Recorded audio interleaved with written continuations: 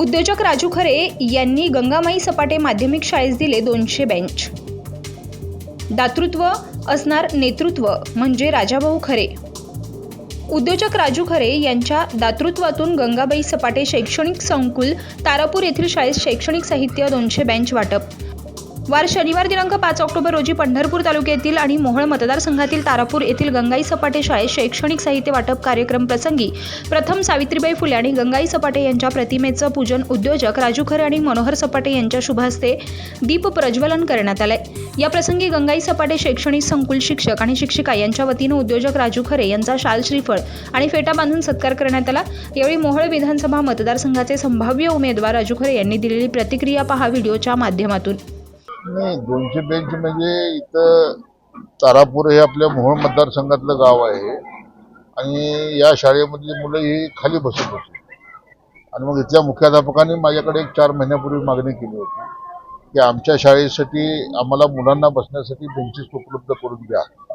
आणि मग सामाजिक बांधिलकी जपणारा मी कार्यकर्ता असल्या कारणाने या अगोदर ही तारापूरच्या एका शाळेला करमयोगी शाळेला आपण 100 बेंच दिलेले होते। आता तिथं मुलं व्यवस्थित बाकावर बसून अभ्यास करतायत, शिक्षणामध्ये मन रमतंय। मग ते बघितल्यानंतर इथल्याही विद्यार्थ्यांच्या अपेक्षा वाढल्या की साहेब तिकडच्या शाळेला 100 बेंच दिले तर मग आम्हालाही बेंच द्या। आणि मग ती मागणी ताबडतोब मुख्याध्यापक आमचे शेख आहेत म्हणून मोहम्मद शेख त्यांनी मागणी केल्यानंतर ताबडतोब मी त्याचं काम चालू केलं, ऑर्डर दिली आणि 4 महिन्यानंतर ती बेंच तयार होऊन आज ते बेंच या संस्थेला या शाळेला हस्तांतरण केलं आणि ते हस्तांतरित करण्याच्या निमित्तानं शाळेने आज हा माझ्या सत्काराचा कार्यक्रम ठेवला होता। आणि आता माझ्या आमदारचं हे अपयश आहे, 2-4 पेपर टाकून आमदार होतं का म्हणजे त्यांनी काम, मला लाज वाटते ह्या गोष्टीची।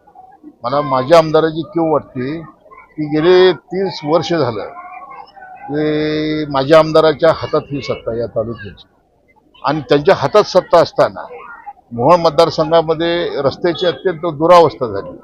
रस्त्यात खड्डे आहेत का खड्ड्यात रस्ते आहेत अशा परिस्थितीत या तालुक्यात जाळं तयार झालं आणि आपण पाहताय की ग्रामीण भागामध्ये प्रचंड मोठ्या प्रमाणामध्ये शेतकरी बांधव माझ्याकडे आल्यानंतर मी रस्ते करून देतो।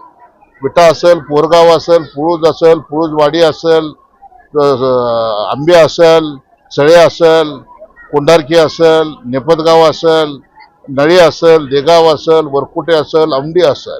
माझं जाहीर आव्हान आहे या कार्यक्रमाच्या निमित्तानं या पत्रकार तुमच्या सर्व बांधवांसमोर मी सांगतो की माझ्या आमदारांना चष्मा लावून या भागामध्ये मी जे काम केलंय ते बघायला यावं आणि काम बघितल्यानंतर त्यांच्या लक्षात येईल की आपण कुठेतरी 30 वर्ष कमी पडलो म्हणून ही जनता राजू खरेकडे गेली आणि राजू खरेंनी शेतकऱ्याच्या बांधापर्यंत रस्ता करण्याचं काम केलं। 2-4 टिपर नाही, पुरे रस्ते बनवण्याचं काम आम्ही केलं। प्रचंड मोठ्या प्रमाणामध्ये जनतेचा प्रतिसाद आहे आणि मी खात्रीने तुम्हाला सांगतो की 2024च्या विधानसभेमध्ये माझ्या आमदाराच्या उमेदवाराचा किमान 1 लाखानं पराभव करून राजू खरे निवडून येणार। जे बोर्ड लागले गेलेले आहेत त्या बोर्डवर जी कामाची यादी दिलेली आहे त्या यादीमधली काही कामं त्या गावात झालेली नाहीत असं मलाही खरसोळीमधल्या काही कार्यकर्त्यांनी सांगितलं। उदाहरणार्थ अमुक रस्ता, उदाहरणार्थ अमुक समाज मंदिर, अशा कुठल्याही पद्धतीचं काम आमच्या गावात झालं नाही असं त्या कार्यकर्त्यांनी सांगितलं।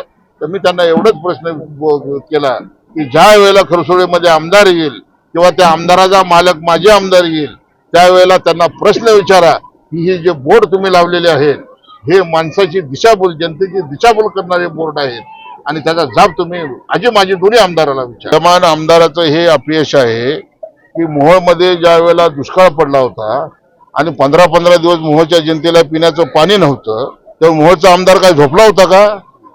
ह्या आमदाराची अवस्था अशी आहे की हा मूळचा इंदापूरचा आहे आणि मग याला जर मोहोळ मतदारसंघात यायचं असेल तर याच्या मालकाची परमिशन घ्यावी लागते। मग याचा मालक ये म्हणलं तर हा आमदार येतो। मग 15-15 दिवस मोहोळला पाणी नव्हतं, मोहोळच्या ग्रामीण भागामध्ये पाणी नव्हतं, उत्तर सोलापूरच्या 24 गावामध्ये पाणी नव्हतं। मग 15-15 दिवस हा आमदार कुठे झोपला होता का? याचे कोण हात अडवले होते का? यांनी का नाही पाणी पाजलं? तुम्ही जर आमदार होता ना, तुम्ही पदावर होता ना, मग का नाही मोहोळच्या जनतेला तुम्ही पाणी पाजलं? आणि माझ्यासारखा सामाजिक कार्यकर्ता मोहोळच्या जनतेला पाणी पाजत असेल तर माझ्यावर टीका करण्याचा त्यांना कोणताही नैतिक अधिकार नाही। तुम्ही पदावर असताना किती केलं नाही ते मी पदावर असताना केलंय। नाही आता भूमिपुत्र आहे, 6 एकर जमीन आहे, त्याचं खरेदी खत कितीला झालं हे तुम्ही जर काढलं तर तुमच्या लक्षात येईल. या आमदाराचं जे स्टेटमेंट आहे की मी भूमिपुत्र, अहो भूमिपुत्र तुम्ही नाही, तुम्ही इंदापूरचे आहात. तुम्ही इंदापूरचे म्हणून गेल्या बारी नाही 2019च्या निवडणुकीमध्ये आला. हे सगळं मोहोळ मतदारसंघाला, सोलापूर जिल्ह्याला माहिती आहे ना. मग कशासाठी दिशाभूल करताय तुम्ही? आणि किती या आमदारांना तर मोहोळ मतदारसंघाचा तुम्हाला सांगतो सत्यानाश केला. या माणसाच्या काळामध्ये सब रजिस्टर ऑफिस अनगरला गेलं. या माणसाच्या काळामध्ये अपर मुख्य तहसील कचेरी अनगरला गेलं. या माणसाच्या काळामध्ये दवाखाना अनगरला गेला. या माणसानं मोहोळ शहराचा जो चेहरा मारा होता, मोहोळची जी बाजारपेठ होती, ती बाजारपेठ उद्ध्वस्त करण्याचं महापाप हे या आमदार यशवंत मानेनं केलेलं आहे. आणि मला पूर्ण खात्री आहे की मोहोळची जनता उद्या या निवडणुकीमध्ये फक्त वाट बघते. यशवंत मानेला चारी मुंड्याचित केल्याशिवाय मोहोळची जनता स्वस्त बसणार नाही. राहिला विषय आमचा 17 गावाचा, मानेने आणि माजी आमदारांनी इथं येऊन पाहावं की 17 गावात आम्ही काय काम केले व 4 बगल बच्चेच्या जीवावर काही बोलू नये.